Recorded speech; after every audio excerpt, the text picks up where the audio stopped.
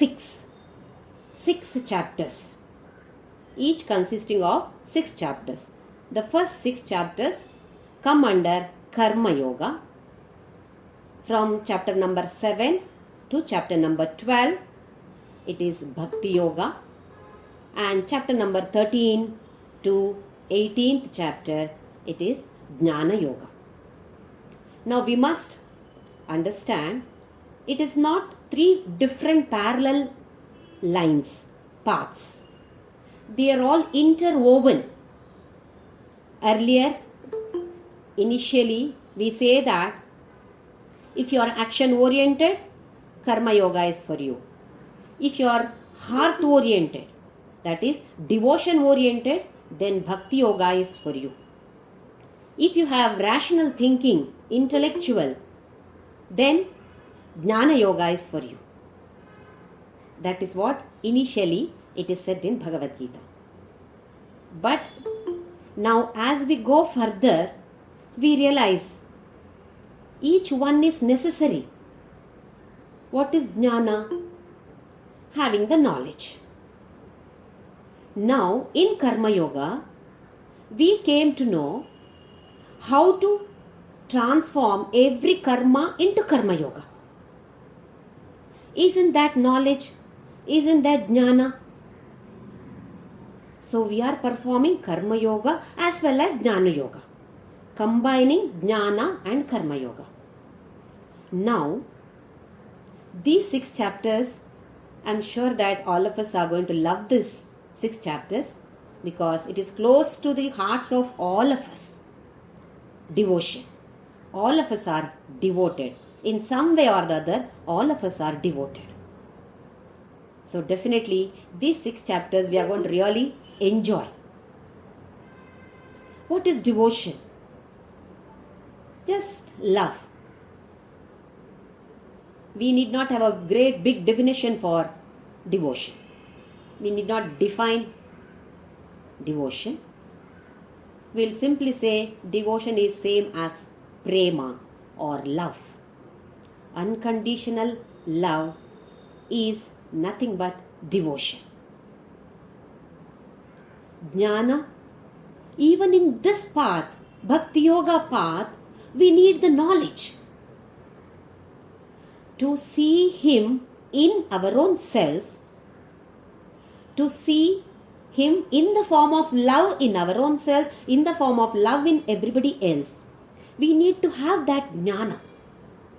So even in Bhakti Yoga, Jnana is interwoven.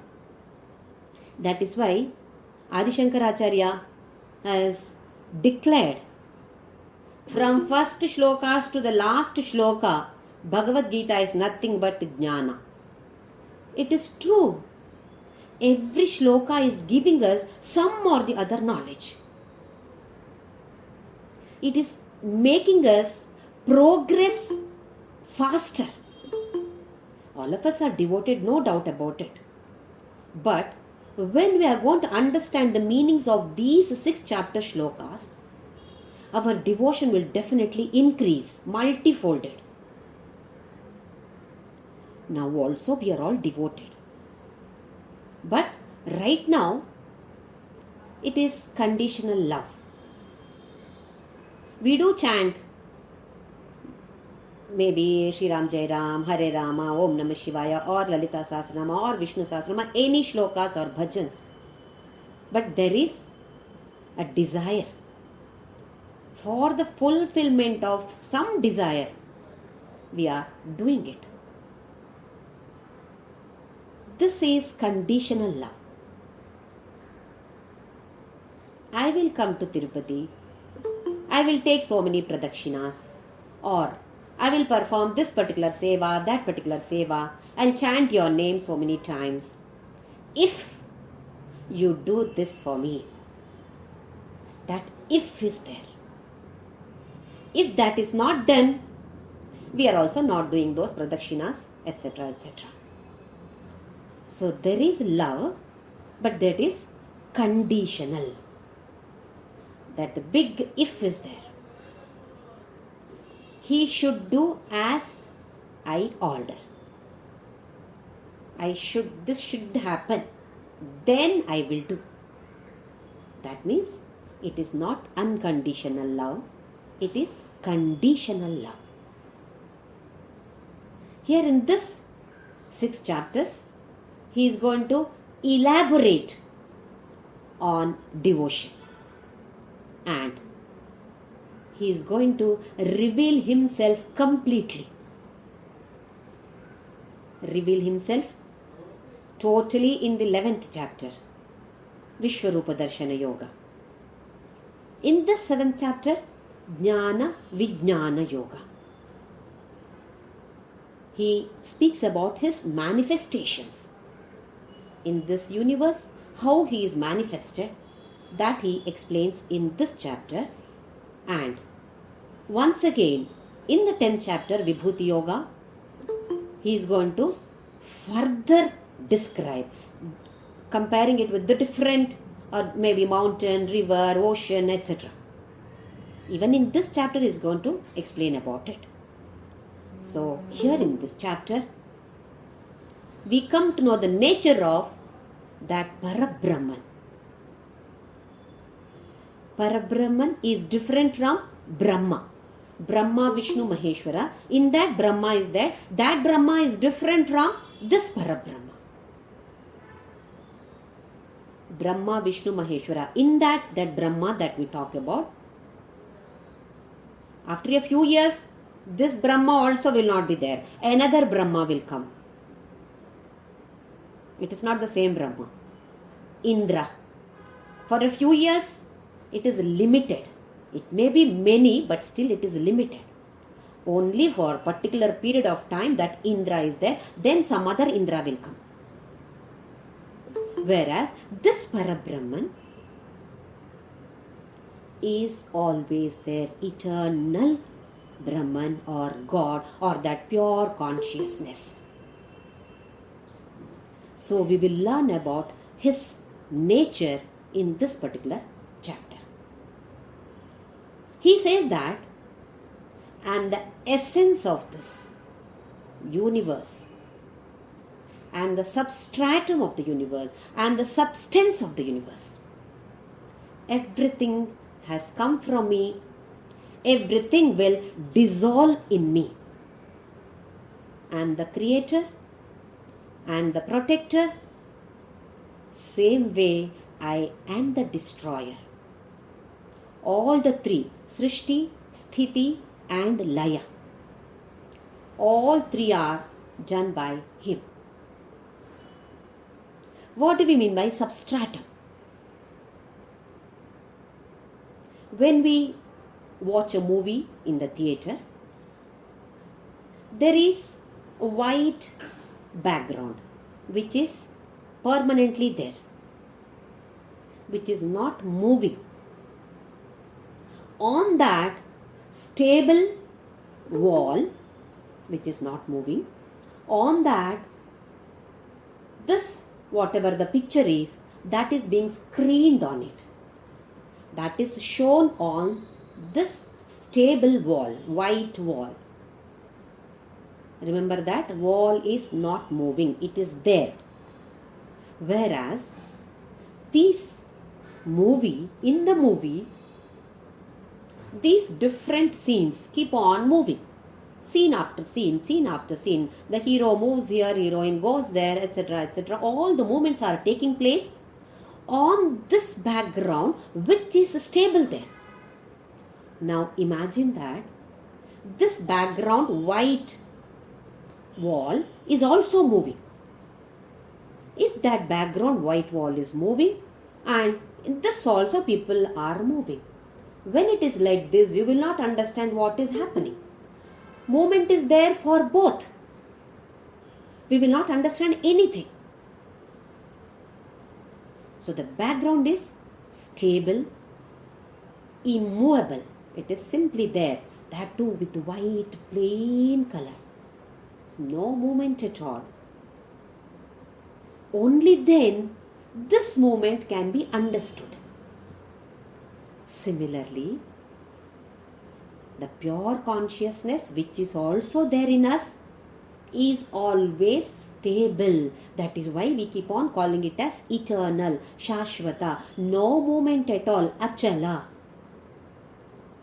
Whereas this body, this universe, everything is, there is a change, or you can think of it as how it is moving in picture. Yes, changes are there. What is picture? Movie, change, continuously changes are taking place. So that pure consciousness is the substratum. One more example for substratum, river base. River base is stable there. That ground is not moving. Water on top of that is flowing.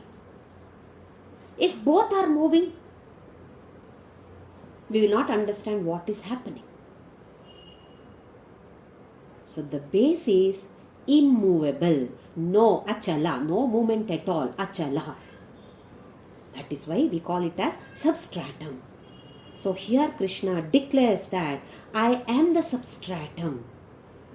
One more example in another shloka, he says that just like how all the different pearls are woven in a thread, we make mala, either of flowers or of some gems or stones or pearls.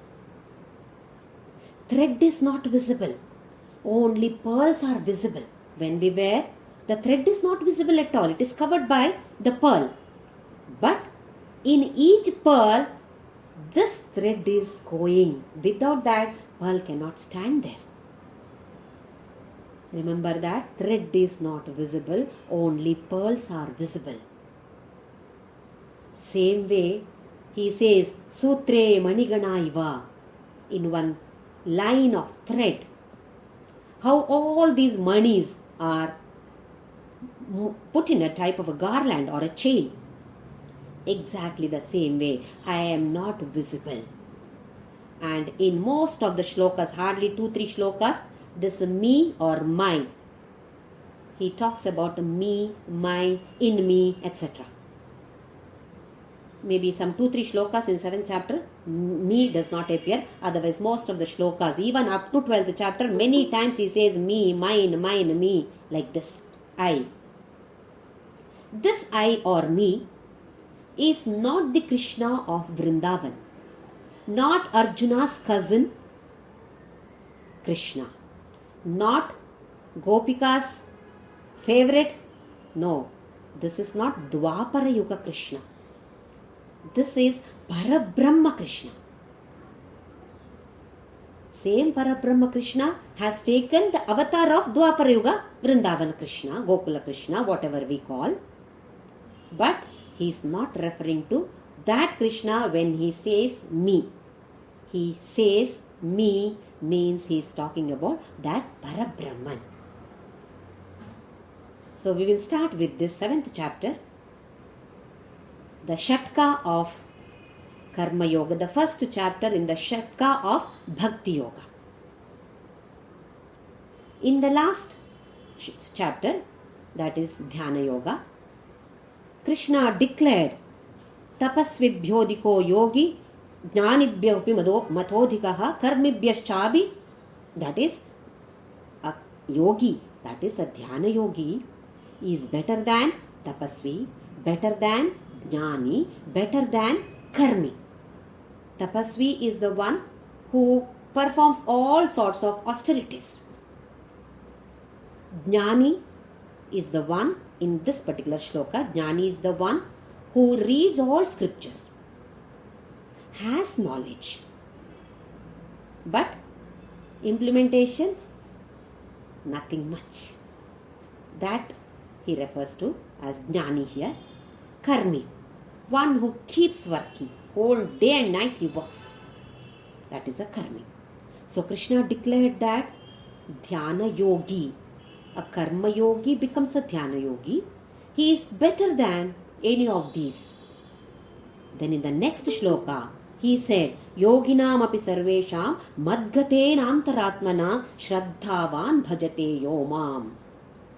Among these yogis also, whoever thinks of me, antara, within That person, if he is able to, within that yogi, is he looking at me, keeping his focus only on me, and Shraddhavan bhajate, faith, with the trust on me, in me. He thinks of me, then he is yukta. Sayukta same yukta tamo mataha. According to me, he is balanced, he is yukta. So he has already put in one small piece of devotion in the last shloka. Whoever thinks of me always with the faith, that itself is devotion. Now he gives beautiful description about what devotion is. Before talking about devotion, he talks about himself and his manifestations, where all we should see him. So the first shloka.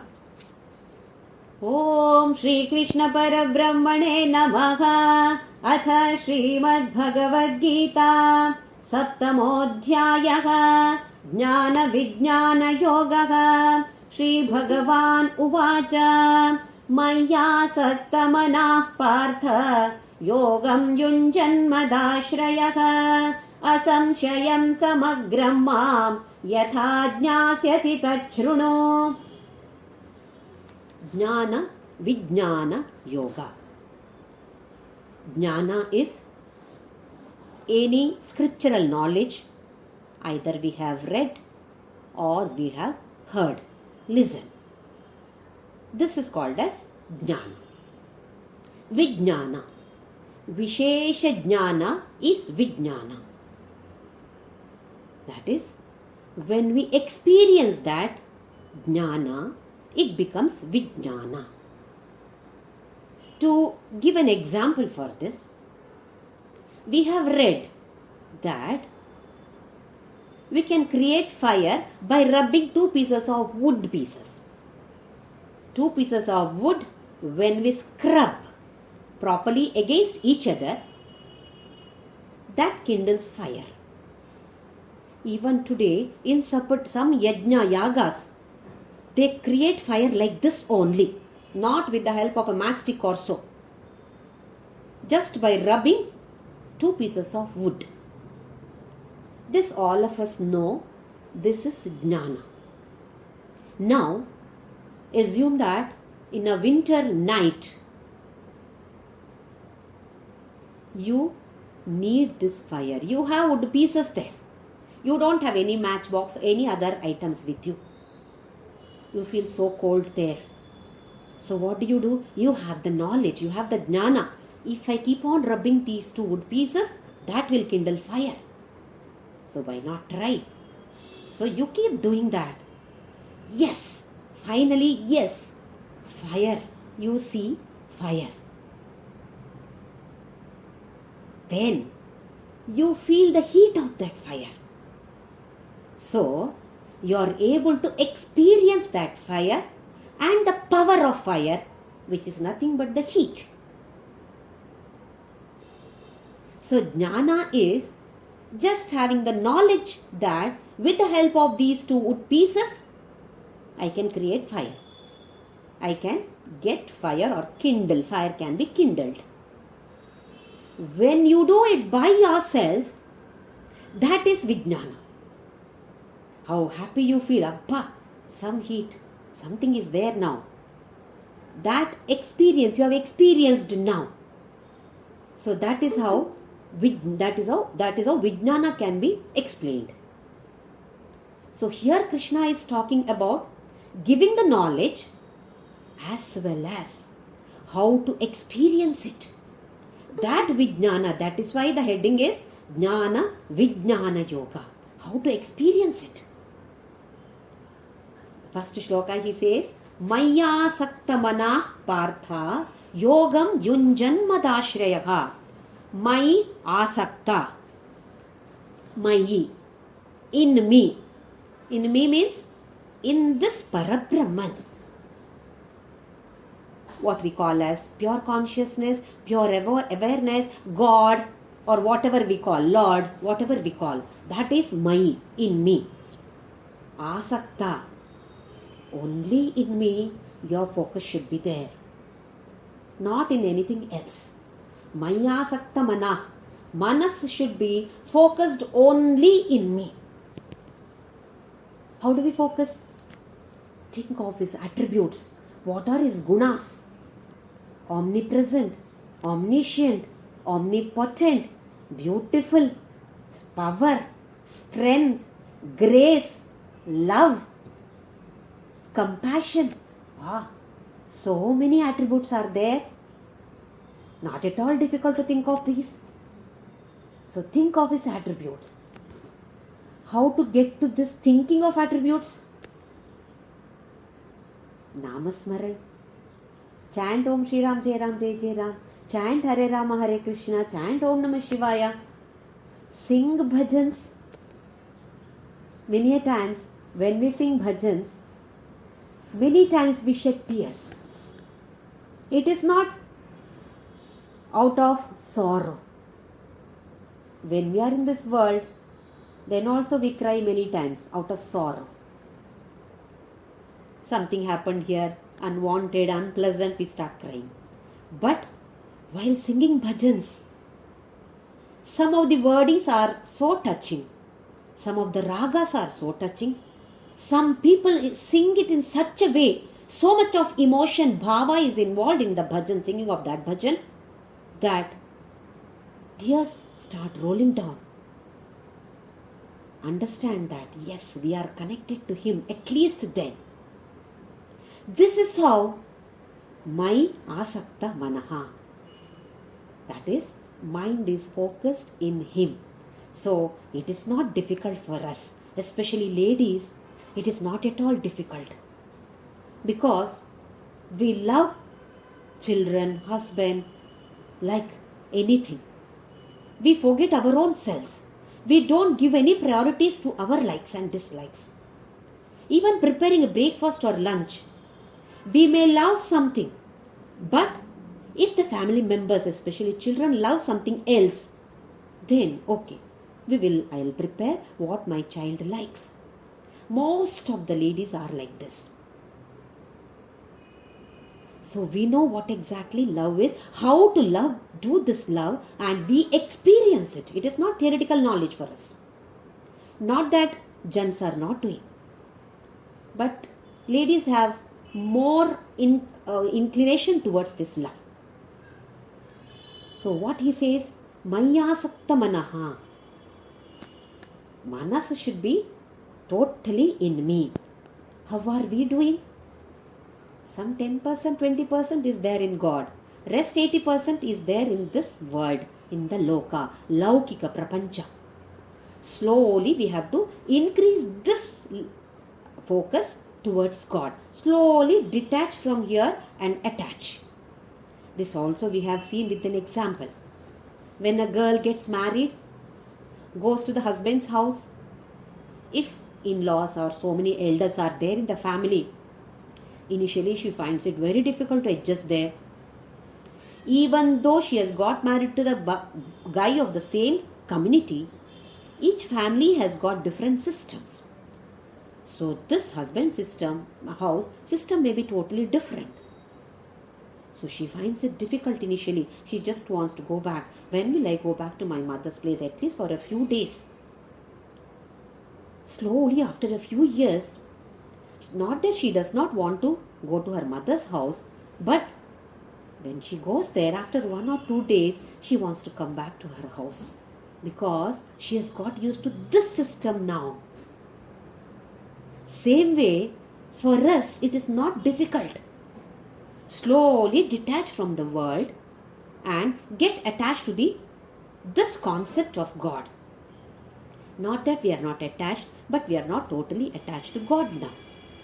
So he says that Maya sakta mana partha. In me only it should be focused. Mind should be focused only in me. Yogam yunjan mat ashrayaha.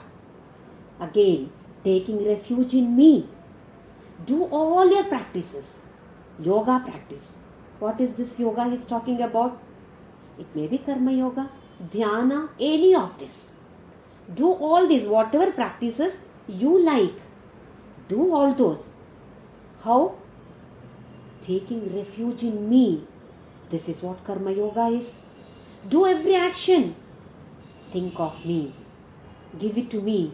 Surrender. Total surrender. That is also devotion now for us. Anything that we do, Krishna, Krishnarpana, Ishwararpana, this is for you. Total surrender.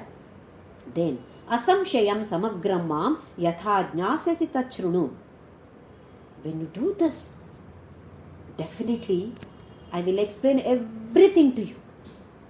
You will understand also everything. Asamshayam samagram, no doubt, without any doubt, no minor doubt about it. Samagram, everything I am going to explain to you. Arjuna must have got a doubt. I am a mortal. As a man, I am finite.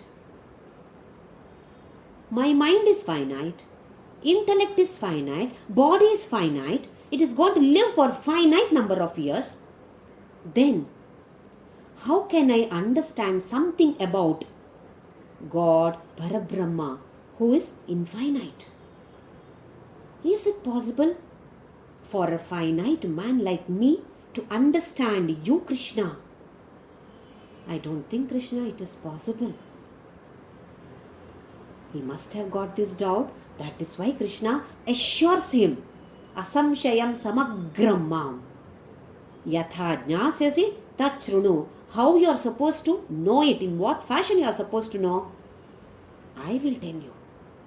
Asamshayam samagram. Everything, nothing will be left out. No minor point also will be left out. In that fashion, I am going to explain to you about me. About that Parabrahman. So we also get a doubt many times. Do you think it is possible for me? So Krishna is assuring us, yes, it is possible. If it is possible for Arjuna, definitely it is possible for all of us. We are not different from Arjuna. Arjuna had Arjuna Vishada Yoga. Vishada he had. Same way, we also have Vishada. If he had Vishada and then Krishna says that you can understand, then same way, even I have Vishada, then even I can understand. So everybody can definitely understand without any doubt. That is what Krishna is assuring all of us. So let us trust Krishna and move forward to the second shloka. Jnanam teham savijnanam idam vakshamyasheshatah yajnatva neha bhuyonyat jnatavyam avashishyate. Jnanam te aham savijnanam idam vakshami asheshatah.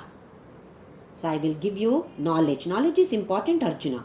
You must know about this. So I am going to explain, describe my manifestations. Then, savijnanam, along with experience. It is not only theoretical knowledge. Along with that, you are going to experience. If the teacher is powerful and the student is also fit enough, student also has that capacity to receive, grasp, understand, then it is said that during the discourse itself, this experience can happen to the student.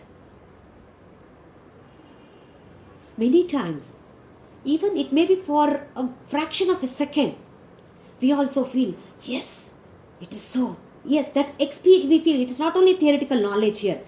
We also feel like this, yes, we shed tears, yes, it is happening. It may be for a fraction of a second, but it happens. This is what happened to Swami Vivekananda when he was Narendra. Ramakrishna Paramahamsa, powerful guru. Narendra also was powerful. So he simply touched his head and could pass on everything. These are very, very rare cases. But here he says, Krishna says, Jnanam with savijnana. Don't think that I'm going to simply give you some theory knowledge. I will make you experience that. That is what when he shows Vishwarupa Darshana, Arjuna experiences it. Jnanam te aham, to you aham with the savijnanam idam vakshyami asheshataha. Nothing will be left out. Everything I am going to explain properly so that you understand, so that you experience it. Then yajnatva, having known this, once you know this, once you experience this, na iha, nothing in this world, bhuyonyat jnatavyam avashishyate. Once you know this, once you experience this, then there is nothing else to know. Avashishyate, nothing is remaining.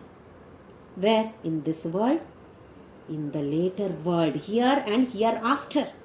Nothing is remaining after this. So, Arjuna, understand, jnana is important. Only when you have that jnana, that savijnana, vijnana takes place. So, you must have this jnana. Then, along with the jnana, I am going to give you vijnana also. So, let us all assume that just like how Arjuna is going to experience that along with the knowledge, we are also like Arjuna.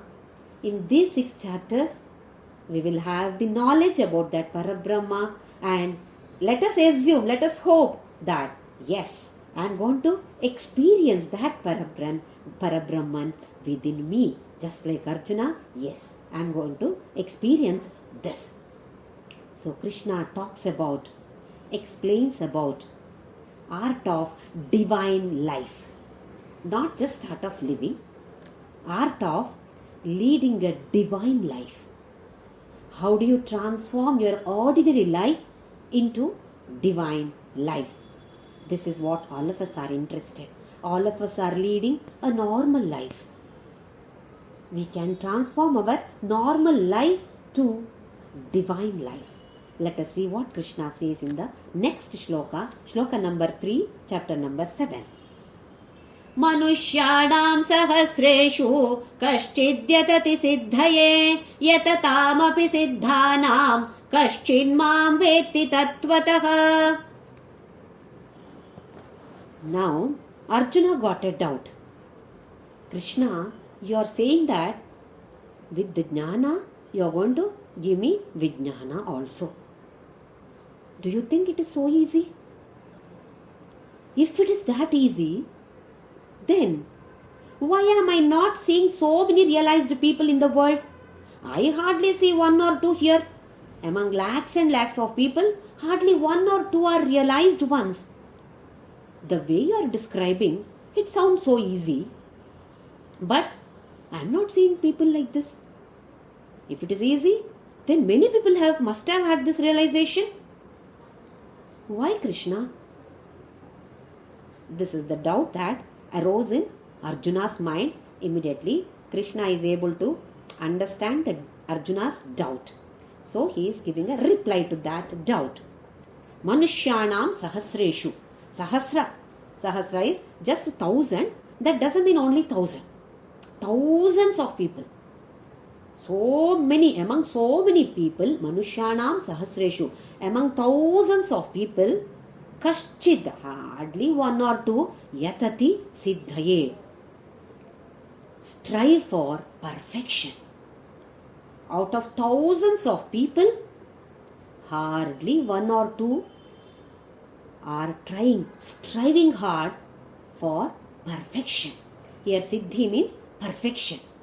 Then yatatam api siddhanam, striving. These are all people who are striving.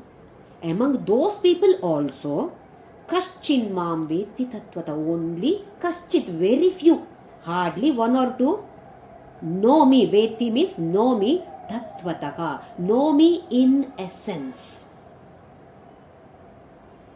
So here Krishna shifts the responsibility of all these onto all of us. Whose fault is this, Arjuna? Your fault, Arjuna. If Krishna says it is your fault to Arjuna, it is our fault too. We are also praying. We are also striving. Are we? Or just trying? That each one of us know whether we are really simply doing some puja, worshipping, trying, or striving, struggling hard, because that thought is still not there. We are worshipping, as we keep on discussing, for the fulfillment of some or the other desire. We do not have actual love for God. Most of us. We keep getting some problems, so that we need some solution for that problem.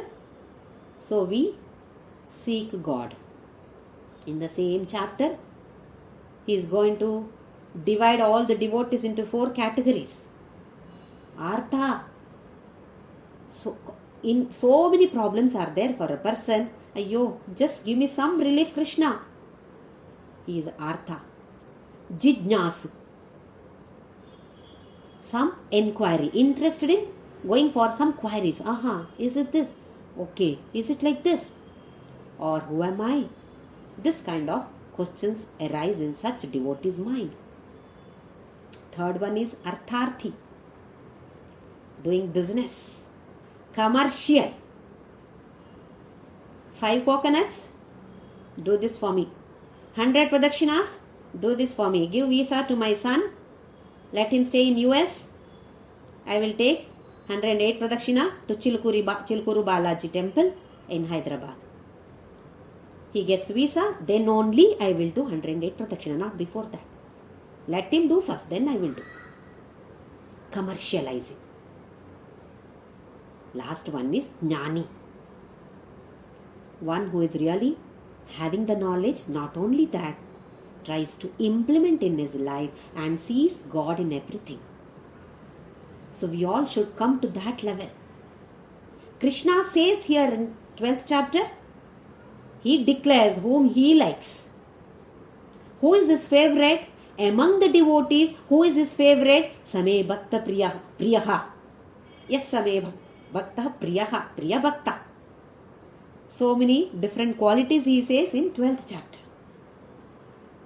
So he says, Arjuna, you don't find people here who are realized ones, because nobody is striving hard for this. All are worshipping me. In a Bible, Jesus Christ says that it is easier to take a camel through the hole of the needle, small needle. How small is the hole? You can pass a camel easier than a wealthy man getting to paradise or getting to know God. Does he mean that if you are rich, you cannot attain God? Here, wealthy or rich does not mean by money. It means by vasanas, by the mala that we are wearing of karmas. Most of us must be definitely wealthy. Lot of vasanas are there. So we can call ourselves wealthy. Lot of vasanas are stored here. So I am very wealthy, rich man. So Jesus Christ says that you can take a camel also. It may be difficult, but it's not impossible. Whereas if you are wealthy, no entry board is there. Big board, no entry. So we have to burn our vasanas. Mind has to be purified. That is why Krishna says, Manushyanam sahasreshu kaschit yatati siddhaye. Hardly 1 or 2 is striving for perfection. Why not we become that 1 or 2? Let Krishna say, yes, you are the one whom I like. You are my favorite devotee. Why not we strive for it? Using this knowledge of Karma Yoga. And now he is going to explain about devotion. it should be slightly easier for us to progress faster. Till now, very small short steps we are taking. Now at least we must be able to take slightly bigger steps, or slowly we should be able to leap forward. Take like long jump, so that we reach him faster. Our aim is to reach him as early as possible, as fast as possible.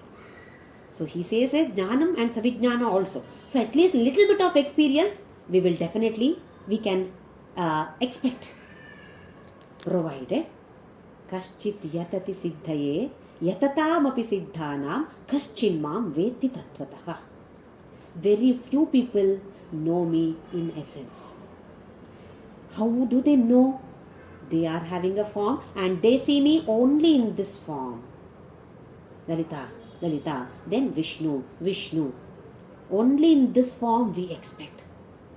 We are not able to see him or her in anything else except that form. For me, God should appear. How? In the form of Krishna only. Wearing all those, whatever we have seen in a photograph, with that if he appears, then that is Krishna for me. What about this universe? That is universe. That is different. It is not Krishna. So here he says, who am I? Where am I available? What are my manifestations? How can you see me in all these manifestations? That he beautifully explained the rest of the shlokas now. So let us see. In shloka number 29 of second chapter, we have seen this.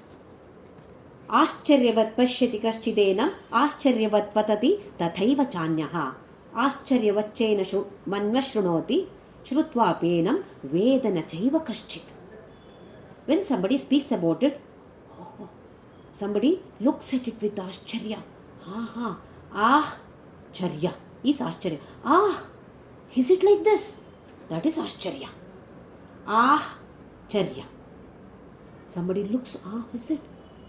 Somebody speaks about this, look at this, it seems it is like this. Somebody hears with ascharya. Then hear it here, leave it from this ear. Nothing absorbs, goes out here. Even if it is absorbed, implementation, zero. So what is necessary for us? We must implement.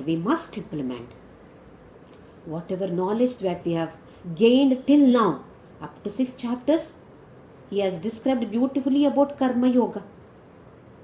We know how to transform every karma into Karma Yoga with the Yajna concept, Niswartha Seva. So let us keep on doing that. Along with that, let us progress further with his other descriptions. Shloka number 4, chapter number 7. Bhumirapo nalo vayuhu khammano buddhirevacha ahamkara iti yamme bhinna prakrutirashtadha. If you observe, here also he says me. That is me, in me. So most of the shlokas in the 7th chapter, me, like this he keeps on talking. Hardly 2-3 shlokas are there where me or I is not appearing. Bhumi, apaha, anala, vayu, kham, manaha, buddhihi, ahamkara. Now we know Bhumi, Prithvi or earth. Apaha is water, jala. Anala is fire. Then Vayuhu, air. Kham is Akasha or ether. What are these? Now we have understood about all these. Pancha Mahabhutas, the gross elements with which whole universe is made. What are we? Made up of these Panchabhutas only. Our body is made up of these Panchabhutas. We have seen this in fingers, in our palm. This represents Akasha Tattva, Kham. This represents Vayu Tattva, air. Thumb, this represents Agni Tattva. Little finger, Jala Tattva. Ring finger, Prithvi Tattva or Earth. So here he talks about all these Pancha Mahabhutas, what we call as gross elements. Apart from these 5 gross elements, Manaha, Buddhihi, Manas, Buddhi and Ahankara, ego. These 3 put together 5 gross Panchabhutas, and these 3 elements, Manas, intellect as well as ego. All these 3 put together, 8 put together, he says, Iti Iyam me bhinna prakriti rashtadha. Ashtadha, 8. 8 bhinna, 8 different kinds of, these are all forming prakriti. Bhinna prakriti. All these put together, we call it as prakriti or nature. I repeat that. Bhumi, Prithvi, that is earth.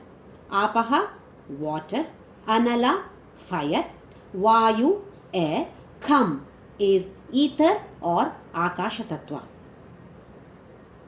Along with these 5 gross elements, Manas, Buddhi, Ahankara, that is mind, intellect and ego. He says that all these 8 put together, these are nothing but Prakriti, what we see outside. These 5 gross elements, what we call it as matter. Whole universe is nothing but this matter.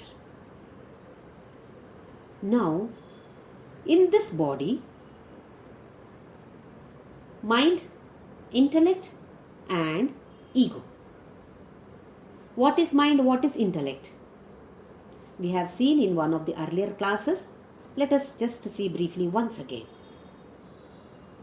These indriyas, our jnanendriyas, 5 jnanendriyas are there. They grasp information from the world. If all the 5 indriyas are not working, it is as good as dead. Some may not work. For some people, ear may not work. Some people, eyes may not work. Like this, some of the indriyas may not work. But at least one indriya will be working. For sure. So these through Panchendriyas, we grasp the world. We means Manas receives all this. So assume that there is a big office. Manas is like a clerk. Receives all the files. Everybody, customer is coming to the bank or office and giving all their files. Everything is collected by the mind. Then mind takes all these files to the higher officer, that is intellect. Manager is intellect. Intellect goes through all these files. Then decides what is right, what is wrong, what is good, what is not good. Based on that, intellect takes the decision and the decision is sent to the mind. Mind sends the decision to different karmendriyas. So the karmendriyas start working based on the decision that the mind is presently giving, which has come from intellect. This is the ideal way. For us, what is happening? The clerk is cheating, duping us, does not carry the file to the mind, that is to the buddhi at all, intellect. He himself is deciding based on likes and dislikes. He is cheating the manager, not even taking up to the manager. He simply decides, I will only decide, let it not go up to the buddhi, intellect. Why? If intellect comes into picture, intellect takes the decision based on right or wrong. Whereas I like this, let me take the decision. I will eat this. I know it is good for me, but I like it. Yes, I will eat. This is how we are working now. So these Panchendriyas grasp the world. Mind receives all the information and should take this information up to the buddhi. Buddhi should decide and give direction to the karmendriyas through the mind. This is happening within no time. It is not like how it happens in an office. It takes ages for the clerk to take it to the office. So this is how generally it should work. Now what is the necessity of this universe or body? It would have been sufficient with all these bhutas would have been sufficient. Or we know that Atma is existing everywhere. Then where is this Atma? So that Krishna explains in the next shloka. Next, that is the 5th shloka. Apareyamitastvanyam prakritim vidhi me param jiva bhutam mahabaho yayedam dharyate jagat. Apareyamitastvanyam prakritim vidhi me param.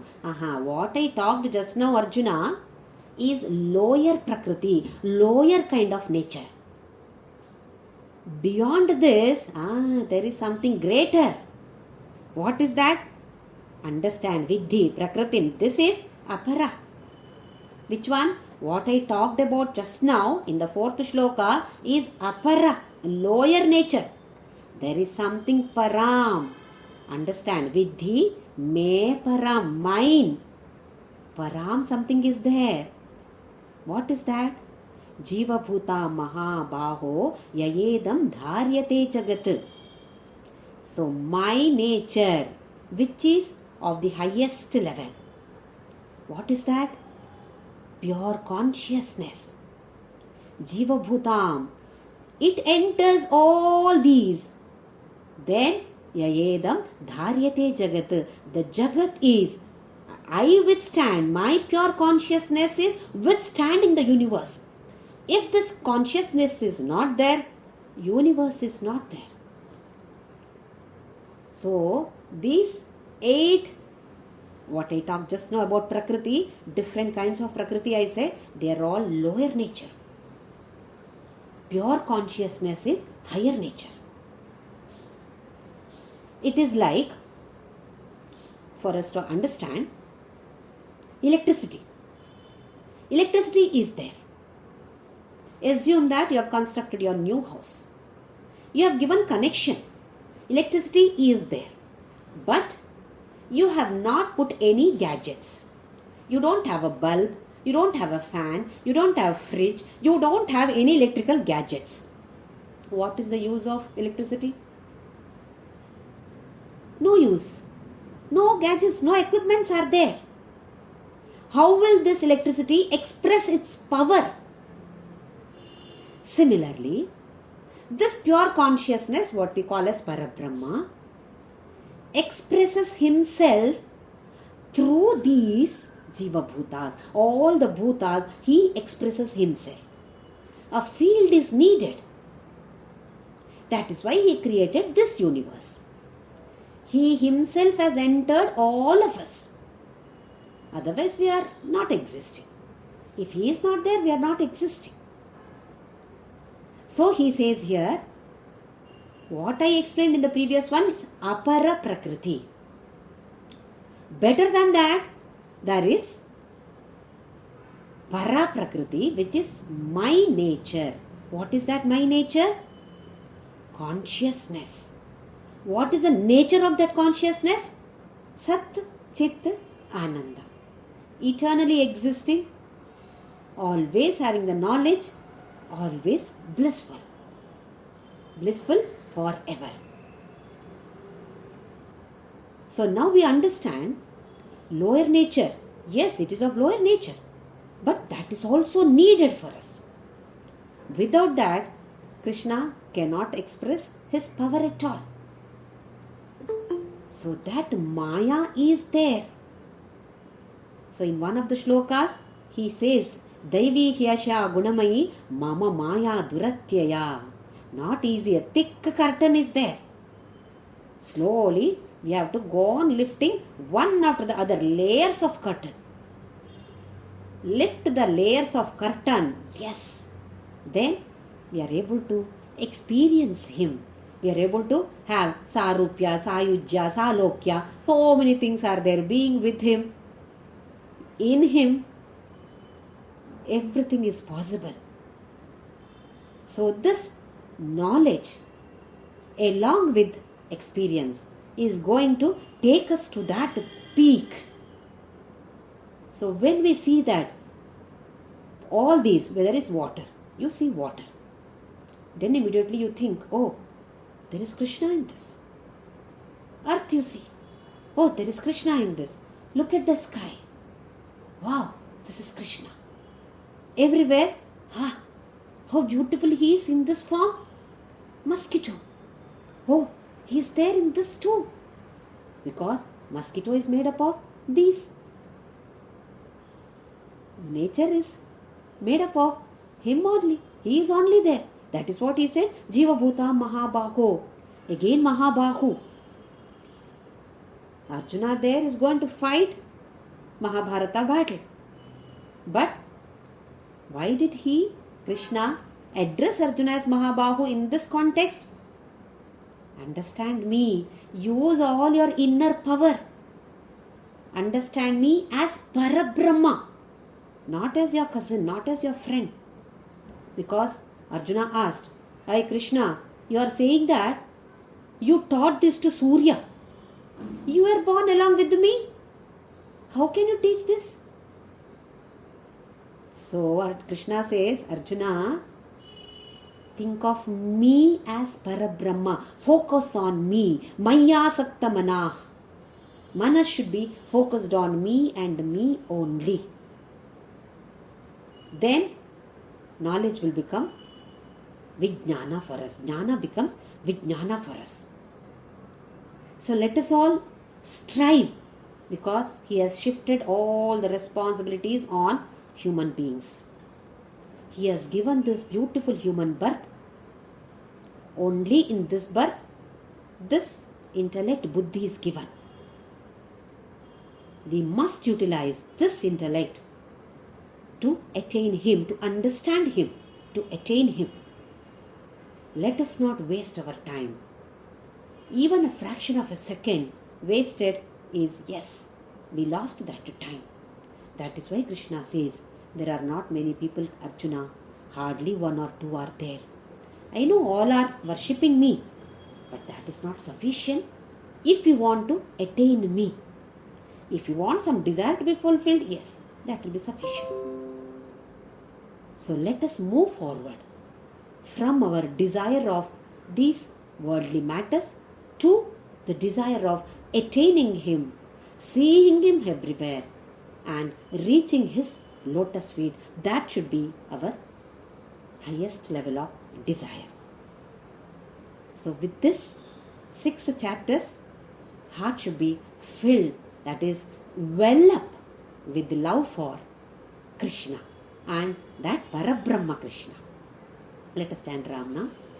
Om Shri Ram Jai Ram Jai Jai Ram. Om Shri Ram Jai Ram Jai Jai Ram. Om Shri Ram Jai Ram Jai Jai Ram. Om Shri Ram Jai Ram Jai Jai Ram. Om Shri Ram Jai Ram Jai Jai Ram. Om Shri Ram Jai Ram Jai Jai Ram. Om Shri Ram Jai Ram Jai Jai Ram. Om Shri Ram Jai Ram Jai Jai Ram. Om Shri Ram Jai Ram Jai Jai Ram. Om Shri Ram Jai Ram Jai Jai Ram. Om Shri Ram Jai Ram Jai Jai Ram. Om Shri Ram Jai Ram Jai Jai Ram. Om Asato Ma Sadgamaya Tamaso Ma Jyotirgamaya Mrityorma Amritam Gamaya.